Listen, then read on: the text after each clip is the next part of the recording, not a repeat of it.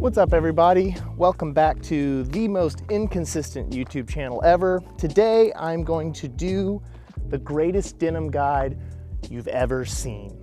Or at least what I wish I would have known whenever I first got into Japanese denim, selvage denim, raw denim. What does it all mean? I'm hoping this video helps. Please continue watching. So I'm going to break up this video into three specific parts, starting with what I think is the most important thing, and that is fit. And then I'm going to go into kind of terminology, a lot of the terms and things you'll hear whenever you're looking for jeans specifically. And finally, I'm going to end this video with my recommendations for most denim budgets. Now, my goal with videos like this is to help you make a purchase decision. I want you to be as confident going into purchasing a new pair of jeans as I am now, because whenever I wanted to buy my first pair of selvage denim jeans, I can't say I was like 100% sure that what I was going to get was what I was hoping for. And so I'm starting off this video with knowing your size. I don't just mean know your tagged size. A lot of you probably heard that and like, oh, I'm a 34. Oh, I'm a 30. I'm a 30-inch waist with a 32-inch inseam. And you might be for a brand, but there's no standard for brand sizing. So what I would encourage is for you to find a standard tailor's measure tape, just like this, and do a couple of measurements. When it comes to figuring out your measurements, the best way I found is by taking your favorite fitting pair of pants. Now, for this to be accurate, it's important to know two things. One, if your favorite pair of pants is wide-legged or relaxed, then you can probably go a little smaller in the thigh if you're looking at a slim-fitting or more tapered pair of jeans. And two, if there's any stretch woven into your favorite pair of pants, then a true 100% cotton pair of jeans will probably feel a little snug if you get them in the same measurements. Look at the care label if you aren't sure. So to start, lay down your pants on a flat surface with the back of the waist as flat as you can make them. Then measure the width of the waistband. Make note of this number and also note what 2 times this number is. Some size charts will give you this measurement doubled so it's closer to the labeled size. Then do basically the same thing for the thighs, roughly 1 inch down the leg. The rise is measured from the top of the waist down to where the inseam meets the base of the crotch. Measure the rise from the front and the back. Inseam is not too important when it comes to selvage denim because most brands have one length across all sizes, so you can either get them hemmed later or cuff them. Now that you know your measurements, you have a pretty good foundation for finding the perfect pair of jeans for you. But before you add them to the cart and get them shipped, there's a couple of things I would suggest. First, if you have access to it, go to a place you can actually try jeans on. And second, make sure that if you are going to buy online, make sure that the store you're buying from has a decent return policy that will at least let you try on the jeans and ship them back if you messed up on sizing. Now, if you're new to the denim market, you've probably seen a lot of suggestions online to make sure to buy your denim super tight, super snug. I would actually take this advice with a grain of salt. Denim will stretch and conform over time, but when you're trying on denim, just be aware that some things are gonna fit a little snug at first. And I think that's just my general suggestion, is make sure it's just a little snug. So you've taken your measurements and you think, okay, I know exactly my fit, and I'm ready to buy my first pair of raw selvage denim jeans. You go online, you start looking, you think you find a pair you really like, and you read the description, and it says something like this. These 17-ounce regular straight jeans feature unique kabuki theater-inspired jacquard-like selvage, are truly pushing the boundaries of what denim can be. These jeans showcase ultra slubby texture with a distinctive honeycomb pattern, purple and gold selvage, and superior Japanese craftsmanship. One washed for immediate wear. And you think, what did I just read? Well, in the next part of this video, I hope to break down the most common denim lingo you'll find in your search for your perfect pair of jeans. Now, these first few terms that you are going to learn are in regards to fit. Generally speaking, denim comes in 2 fits, straight and tapered. Now, a lot of companies will do variations on this fit. So you'll see slim tapered, you'll see regular straight, you'll see wide straight, you'll see wide tapered, and it can get really, really overwhelming. So we'll start at the top with just basic straight and tapered. Now, these might seem like obvious terms, but in case you need a refresher, straight just basically means the way the jean is cut is it's the same width up the leg as it is at the leg opening. It is a straight leg. A tapered leg, on the other hand, will actually narrow as it gets closer to the ankle of the pant. Here's a bit of a visual aid to help. The indigo denim on top is a pair of Momotaros, and they call this their natural tapered fit. And below is my pair of black Ankras from Tellison, a fit they described as a straight fit. Notice how the leg opening for the black straight fit jeans is about 1 inch larger than the indigo ones. All right, everyone, you're joining me on a different and much colder day here in Central Texas, and we're gonna go over selvage denim. I know this term kind of gets thrown around a lot and it can be confusing for people that have never heard about it, and you've probably seen hundreds and hundreds of videos about it. But basically speaking, selvage denim is just a different way the fabric is made. So I didn't really love what I was saying here, but basically selvage denim is denim that's made on old world shuttle looms that make the process very slow. And as a byproduct, the denim has a finished edge woven into the fabric itself. Selvage denim has some unique characteristics that were considered undesirable to consumers in the mid-20th century. Fast forward to today, and in the era of cheap clothing and fast fashion, people are embracing the old ways, and the unique characteristics of selvage denim are now desirable and give a sense of quality and care. And one of the few places you can get that quality and care is Japan. All right, so a true raw denim has not been washed. And some of the characteristics you can expect from a raw denim are that it's going to change its shape quite a bit over the time that you own it. So it'll probably be big at first, and your first wash will shrink it significantly.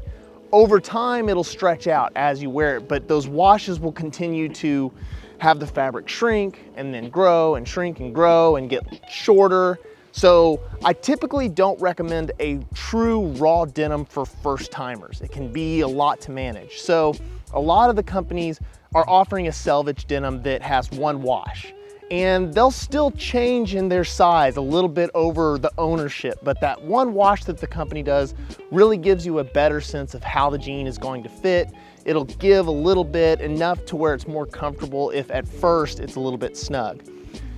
Another term that is generally about how the fabric is treated is sanforized. Now you can get a raw denim that has been sanforized. Basically what sanforization is it undergoes a specific process that helps the fabric not change its shape too much. But you can have a sanforized jean that is raw. Okay, so the next two terms you're gonna hear a lot, and it basically is just in regards to denim construction. And it's warp and weft.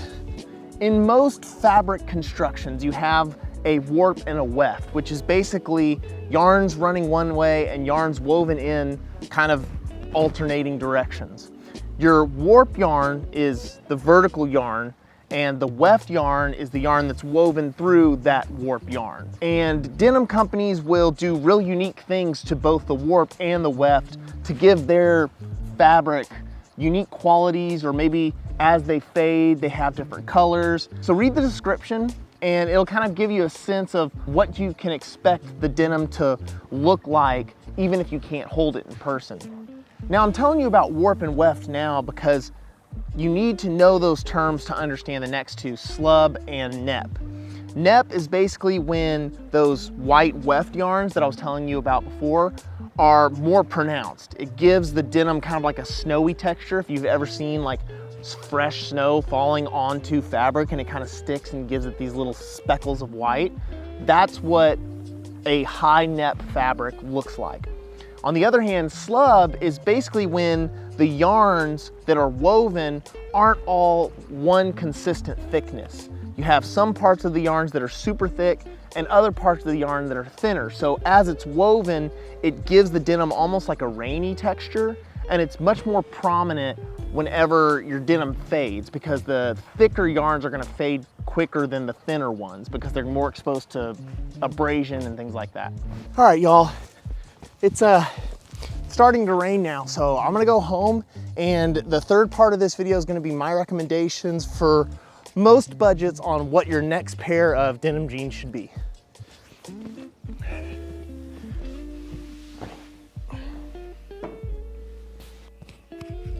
All right, y'all, so to wrap up this video, I'm gonna go over basically my recommendations of jeans that are good for if you're just starting out and for different budgets as well. So to kick things off, I'm going to give you guys kind of my recommendations for the kind of under $100 category. And starting off is basically the quintessential jean. It's the Levi's 501. Now they offer a ton of versions of this in a lot of different washes, and then y'all might have also seen the shrink to fit options.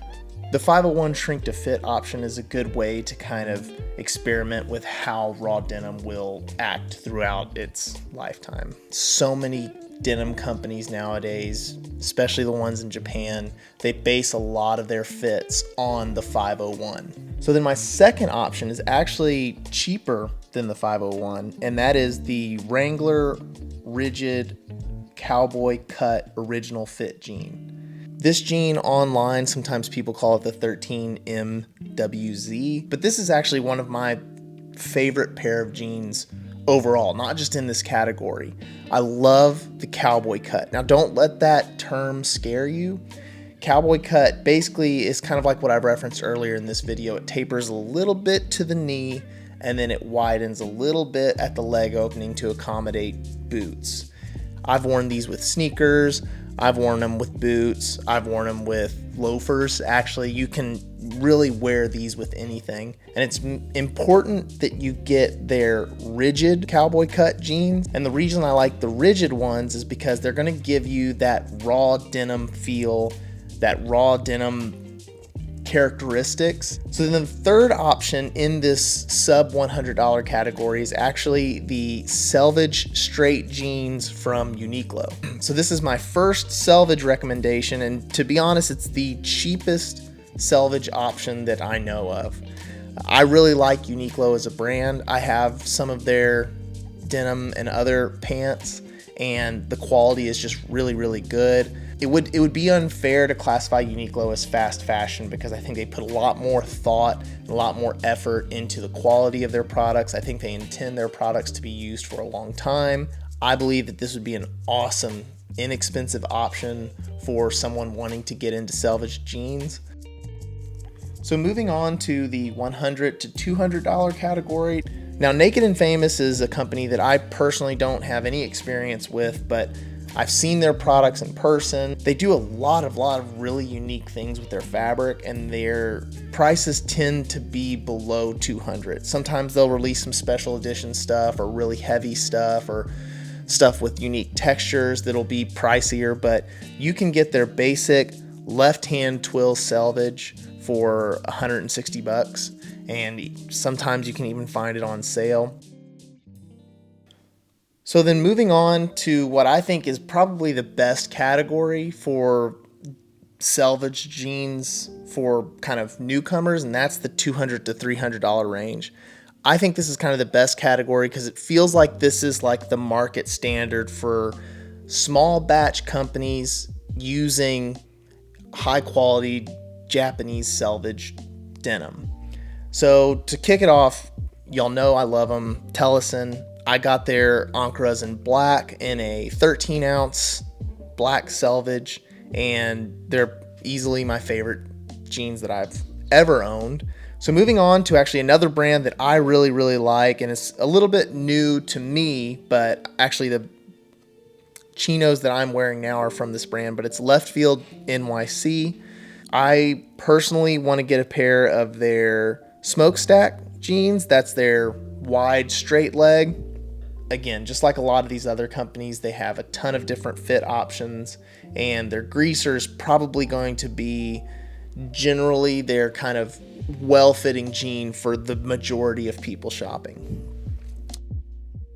So now moving on to the final category, which is literally just $300 and up. Now you can go kind of to the moon with denim. I think where a lot of the price comes from is just how unique they are. So a lot of them are using proprietary fabric, very old techniques in the dyeing process. What makes a lot of these the price they are is really just kind of the story of how they got made. So to kick it off, I'm gonna go with the vintage 5-pocket East-West selvage jean from Ralph Lauren. Now, if you know anything about clothing, you've heard of Ralph Lauren. You are paying more for the name. I do think that a little bit of this price is coming in because it's got the Ralph Lauren name on them. But this is a really, really awesome, unique pair of jeans. If you ever get a chance to like feel it in your hand, it just has this incredible like hairiness and just like this really, really unique texture that I've never felt in a pair of denim before. I like this vintage fit. I think it's based on like a 40s or 50s model, like 501, kind of back before the denim was like a casual, trendy thing to wear. Now moving on to the next brand, Mr. Freedom. So they're a California-based brand, and from what I can tell, the guy who owns it, he really does a lot of research into finding like unique dead stock fabrics. He's got some really cool fabrics, some really interesting fits. And then I think finally on this list, I'm gonna just throw in this Studio d'Artisan 45th anniversary special edition jeans. But just look at these. They have probably the most unique texture and color of probably any jean I've ever seen. So if you look at some of these detail images, you can see that this kind of rainy texture, that was the slub that I was mentioning earlier in this video. And then they also have a little bit of nep, but it's red because the weft is dyed a specific way. I think it's dyed with, so it's mixed with the Akane vegetable dyed weft. So that's where you're getting that kind of red, magenta looking hue. These pair of jeans I mostly just threw in here because I thought they were really interesting. Would not recommend these for a first time kind of selvage denim buyer, even if you have the money. I just thought they were super interesting and just an example of what a lot of these Japanese companies are doing with denim fabric. Yeah, I think that pretty much does it for my recommendations. I barely scratched the surface on what's available out there. I'm not getting paid for any of these recommendations. These are based specifically on either my personal use with these brands or just recommendation, things I've researched. But anyway, guys, that ends the video. If you like this content, please like and subscribe. If you'd like to see more, please let me know what you think you'd like to see me do in the future.